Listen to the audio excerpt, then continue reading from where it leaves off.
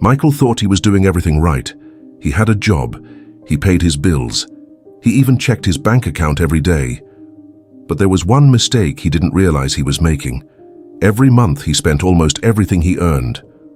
"There's still money in my account," he would tell himself. So he kept spending. Years passed. Then one day an emergency happened. A family member got sick. The bills started piling up. Michael opened his bank account, hoping he had enough. He didn't. The money he thought was extra had disappeared years ago through small daily spending. For the first time, Michael understood a painful truth. Your bank balance is not your wealth. Your spending habits decide your future. From that day forward, Michael treated saving like a bill he had to pay every month. Slowly, his life changed. Because the biggest financial mistake isn't having no money. It's believing you'll always have time to start saving later. Remember this: emergencies don't make appointments. Follow for more money lessons.